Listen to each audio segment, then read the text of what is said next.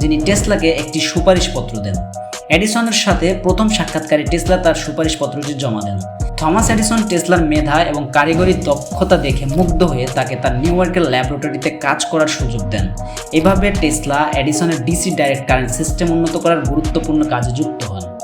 টেসলার স্বপ্ন ছিল এমন একটি ব্যবস্থা তৈরি করা যা বিদ্যুৎকে অনেক দূর পর্যন্ত পৌঁছে দিতে পারবে।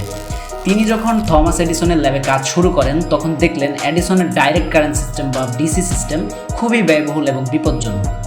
এটি বিদ্যুৎকে দূরে পাঠাতে পারছিল না। টেসলা তখন এডিসনকে প্রস্তাব দেয় অল্টারনেটিং কারেন্ট বা এসি সিস্টেম নিয়ে কাজ করার জন্য, যা এখন আমাদের ঘরে ঘরে ব্যবহৃত হয়। কিন্তু থমাস এডিসন টেসলার এই আইডিয়া তখন পছন্দ করেনি। তিনি ভয় পেয়েছিলেন যে টেসলা এসি সিস্টেম যদি সফল হয়ে যায় তবে তার ডিসি ব্যবসা ধ্বংস হয়ে যাবে। তিনি টেসলাকে বলেন, তোমার এই আইডিয়া কাজ করবে না, এটা বিপজ্জনক। এডিসনের এই কথায় হতাশ হয়ে টেসলা তার চাকরি ছেড়ে দেন। শুরু হয় ইতিহাসের সবচেয়ে বড় বৈজ্ঞানিক দ্বন্দ্ব, যাকে বলা হয় ওয়ার অফ কারেন্টস।